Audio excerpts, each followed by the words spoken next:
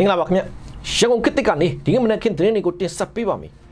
မြန်မာနိုင်ငံကအကျွေးထူတဲ့ပြည်သုံးလုံးပါတီဥက္ကဋ္ဌတတ်ခိုင်ဟာ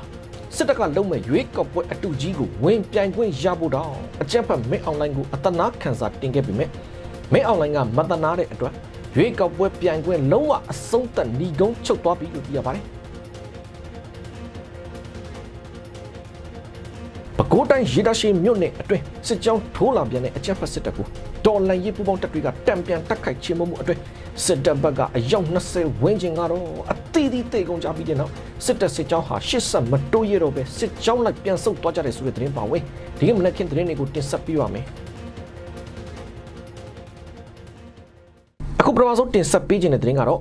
မြန်မာနိုင်ငံကအကျွေးထူတဲ့ပြည်သုံးလုံးပါတီဥက္ကဋ္ဌတတ်ခိုင်ဟာစစ်တပ်ကလုံမဲ့ရွေးကောက်ပွဲအတူကြီးကိုဝင်ပြိုင်ခွင့်ရဖို့တောင်းအချက်ဖတ်မဲအွန်လိုင်းကိုအတနာခံစာတင်ခဲ့ပေမဲ့မဲအွန်လိုင်းဟာမတနာတဲ့အတွက်ရွေးကောက်ပွဲပြိုင်ခွင့်လုံးဝအဆုံးသတ်ညီကုန်းချုပ်သွားပြီလို့သိရပါတယ်။ဒါကိုတော့အကျွေးထူတဲ့တတ်ခိုင်ရဲ့ပြည်သုံးလုံးပါတီကိုယ်တိုင်ကအတီးပြုတ်ထုတ်ပေါ်ပြောဆိုထားတာဖြစ်ပါတယ်။အဲ့ဒီမှာအဓိကပြောသွားတဲ့ဆိုလိုရင်းကတော့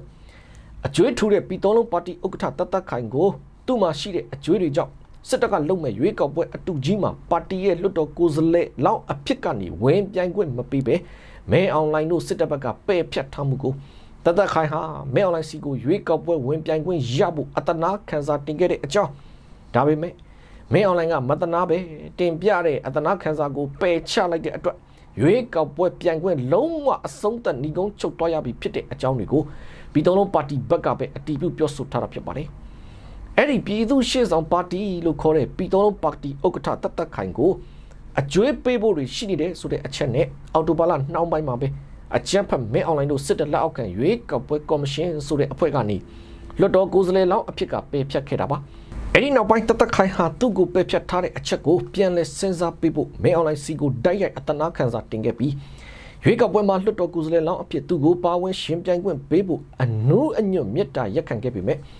မဲအွန်လိုင်းကိုယ်တိုင်က UEC ရဲ့ဆုံးဖြတ်ချက်အတိုင်းသာအတီးဖြစ်တယ်လို့ပြောပြီးပယ်ချလိုက်တယ်ဆိုပြီးတော့ပြည်တော်လုံးပါတီဘက်ကအတီးပြုပြောဆိုထားပါတယ်အဲ့ဒီအတွက်အကျွေးထူတဲ့ပြည်တော်လုံးပါတီဥက္ကဋ္ဌတတ်ခိုင်ဟာစစ်တပ်ကလုံမဲ့ရွေးကောက်ပွဲအတူကြီးမှာတော့ပါဝင်ခွင့်မရတော့ပဲရွေးကောက်ပွဲပြိုင်ခွင့်လုံးဝအဆုံးသတ်ညီကုန်းချုပ်သွားပြီလို့သိရပါတယ်အဲ့ဒီလိုအကျွေးထူတဲ့ပြည်တော်လုံးပါတီဥက္ကဋ္ဌတတ်ခိုင်ဟာကဘာအေးဖျားလန်းနဲ့ဆရာဆန်းလန်တောင်းက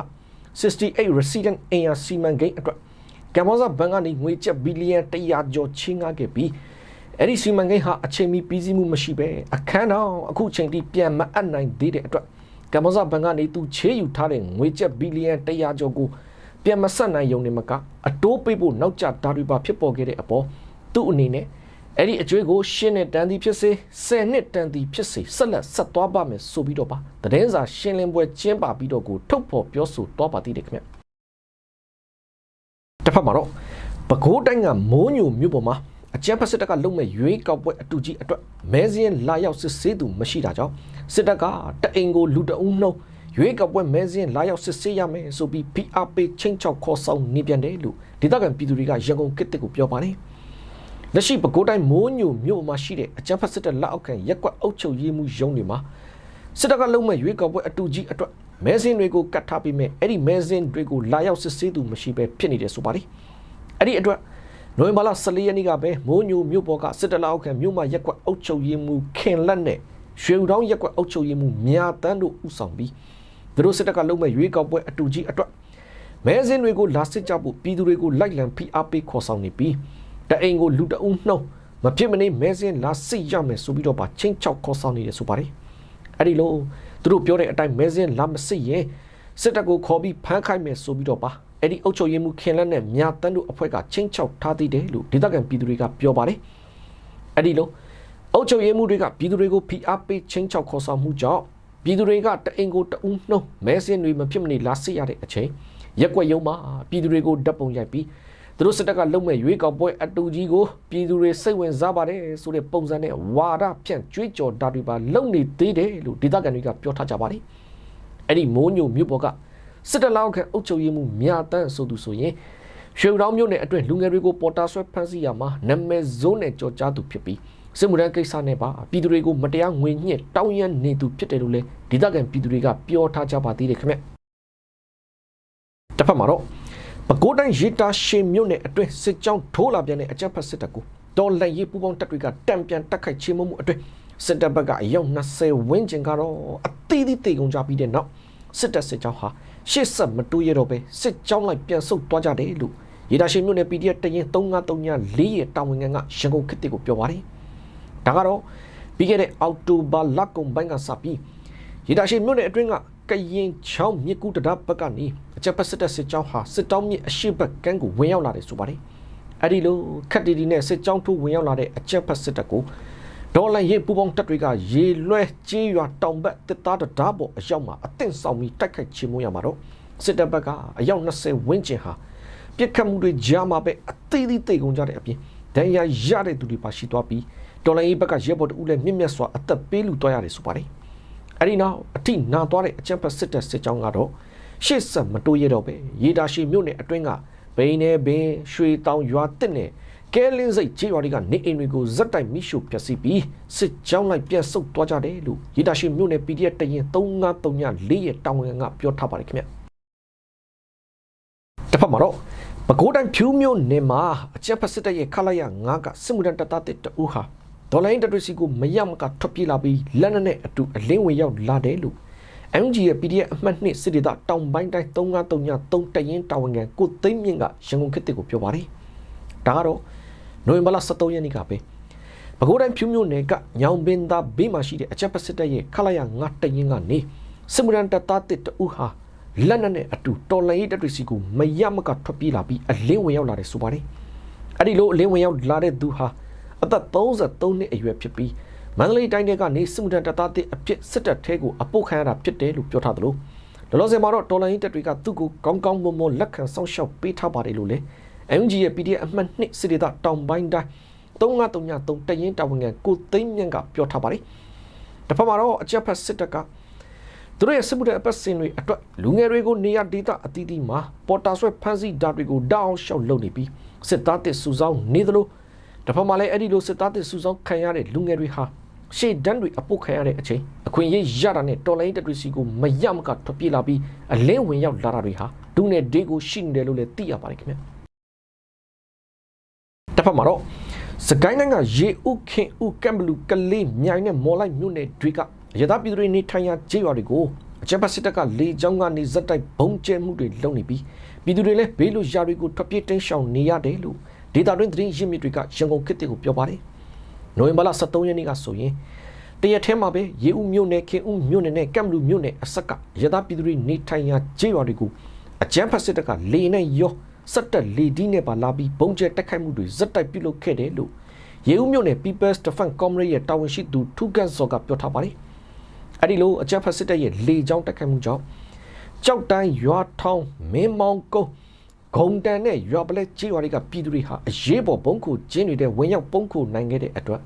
ပြည်သူတို့ထိခိုက်ဒဏ်ရာရတာကလွဲပြီးကျန်တဲ့ပြည်သူတွေကတော့ထိခိုက်မှုမရှိခဲ့ဘူးလို့ဆိုပါတယ်။ဒါအပြင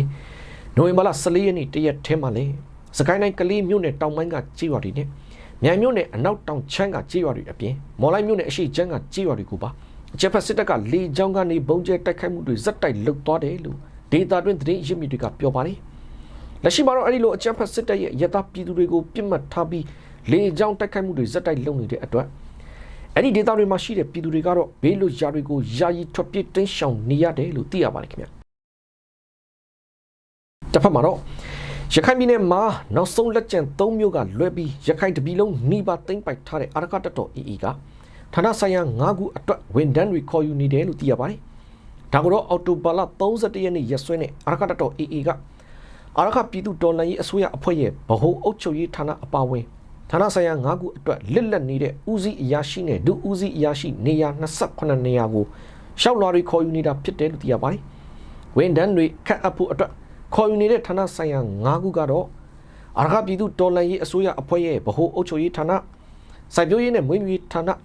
ဗဟိုမြေယာစီမံခန့်ခွဲမှုကော်မတီဗဟိုမြေစရင်ဦးစီးဌာနငါးလုပ်ငန်းနဲ့ရေတယံဇာတများစီမံခန့်ခွဲရေးဌာနတို့ဖြစ်တယ်လို့သိရပါတယ်။အဲ့ဒီထုတ်ပြန်ချက်ထဲမှာရှောက်လွှာပရက်ကတော့နိုဝင်ဘာလ21ရက်နေ့ဖြစ်တယ်လို့ပြောထားပြီးရွေးချယ်ခံရတဲ့သူတွေအနေနဲ့သက်ဆိုင်ရာဌာနတွေမှာအနည်းဆုံး3နှစ်တာဝန်ထမ်းဆောင်ရမှာဖြစ်တယ်လို့ရှောက်လွှာပုံစံတွေကိုအာရကတပ်တော် AA ရဲ့ ဗဟိုအုပ်ချုပ်ရေးဌာနအောက်မှာရှိတဲ့တပ်ဆိုင်ရာခရိုင်မြို့နယ်တိုက်နယ်ရုံးတွေမှာထုတ်ယူနိုင်တယ်လို့လည်းအရခပြည်သူတော်လှန်ရေးအစိုးရရဲ့ပြည်သူဝန်ထမ်းရွေးချယ်ခန့်အပ်ရေးကော်မရှင် APSC ကထုတ်ပြန်ထားပါတယ်။လက်ရှိရခိုင်ပြည်နယ်မှာတော့စစ်တွေကြောက်ဖြူနဲ့မန်အောင်စတဲ့၃မျိုးကလွဲပြီးရခိုင်ပြည်နယ်ကမြို့တွေအကုန်လုံးကိုအရခတပ်တော် AA ကအပိသက်သိမ်းပိုက်ထားတာဖြစ်ပြီးပြည်သူ့အုပ်ချုပ်ရေးရန်ရာကိုပါတပါတဲ့လေပတ်နေတာဖြစ်တယ်လို့သိရပါတယ်ခင်ဗျ။အခုတစ်ခါဆက်ချင်တာကတော့ထိုင်းနိုင်ငံမှာမြန်မာနိုင်ငံသားတွေအတွက်မြည်သူမြည်ဝါဖြစ်ကြောင်းတတိကန်လက်မှတ် CI စာအုပ်ကနေနိုင်ငံကူးလက်မှတ်ပြောင်းဖို့ဆောင်ရွက်ပေးနေတဲ့မဟာချိုင်း TDCC ရုံးကိုမြန်မာစစ်တပ်ဘက်ကအကြောင်းပြချက်မရှိဘဲပိတ်သိမ်းလိုက်ပြန်တယ်လို့သိရပါတယ်။ဒါကတော့နိုဝင်ဘာလ15ရက်နေ့ဖြစ်တဲ့မနေ့ကစပြီးထိုင်းနိုင်ငံအတွင်းမြန်မာနိုင်ငံသားတွေအတွက်မြည်သူမြည်ဝါဖြစ်ကြောင်းတတိကန်လက်မှတ် CI စာအုပ်ကနေနိုင်ငံကူးလက်မှတ်ထုတ်ပေးဖို့ကိုကြီးအချက်လက်ကောက်ယူဆောင်ရွက်ပေးနေတဲ့မဟာချိုင်းမြို့ကယာယီအချက်လက်ကောက်ယူဌာနခွဲ TDCC ကိုမြန်မာစစ်တပ်ဘက်ကခိတ္တပိတ်သိမ်းရပ်ဆိုင်းထားတယ်လို့ကြေညာထားပါတယ်။အဲဒီလိုမြန်မာစစ်တပ်ဘက်ကကြေညာချက်မှာပြန်လဲဖွင့်မဲ့ရက်ကိုလည်းအတိအကျမပြောပဲသူတို့ဘက်ကပြန်လဲအတိပေးသွားမယ်ဆိုပြီးတော့ထည့်သွင်းကြေညာသွားတယ်လို့သိရပါတယ်။အဲဒီလိုထိုင်းနိုင်ငံမှာမြန်မာအလုပ်သမားတွေအတွက်အရေးကြီးတဲ့တတိကန်လက်မှတ် CI စာအုပ်ကနေနိုင်ငံဦးလက်မှတ်ပြောင်းဖို့ပုံမှန်ဆောင်ရွက်ပေးနေတဲ့မဟာချိုင်း TDC ရုံးကိုမြန်မာစစ်တပ်ဘက်ကရုတ်တရက်ပိတ်လိုက်တာဟာဒိုင်းရောက်မြန်မာအလုပ်သမားတွေရဲ့ကိုယ်ရေးအချက်လက်တွေကိုပုံမတင်းကျပ်ချုပ်ကင်ဖို့အချိန်ယူလှုပ်ဆောင်နေတဲ့သဘောဖြစ်တယ်လို့လည်းထိုင်းရောက်မြန်မာအလုပ်သမားရေးကူညီပေးနေသူတွေကရန်ကုန်ခေတ်ကိုပြောပါတယ်။အဓိကကတော့ထိုင်းရောက်မြန်မာတွေအတွက်မြန်မာ passport အနီးထုတ်ပေးရေးကိစ္စကိုမြန်မာစစ်တပ်ဘက်ကအရင်ထပ်ပို့ပြီးတင်းကျပ်မဲ့သဘောဖြစ်တယ်လို့ထိုင်းရောက်မြန်မာအလုပ်သမားရေးကူညီပေးနေသူ AAC ကိုရဲမင်းကလည်းပြောထားပါသေးတယ်။လက်ရှိထိုင်းရောက်မြန်မာအလုပ်သမားတွေအနေနဲ့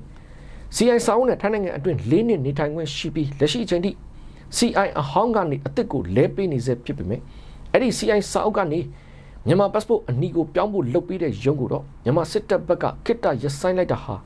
ထိုင်းနိုင်ငံကနေအခြားနိုင်ငံတွေစီပြောင်းရွှေ့ခြင်းတဲ့သူတွေကိုကန့်သက်ထိန်းချုပ်ခြင်းတဲ့သဘောဖြစ်တယ်လို့လည်းသုံးသပ်နေကြပါတယ်ခင်ဗျဟုတ်ကဲ့ဒါကတော့ရုံးခေတ်ကနေဒီမနက်ခင်းသတင်းတွေကိုတင်ဆက်ပေးခဲ့တာပါကြည့်ရှုပေးခဲ့တဲ့အတွက်ကျေးဇူးတင်ပါတယ်ကျွန်တော်နိုင်ငယ်ပါ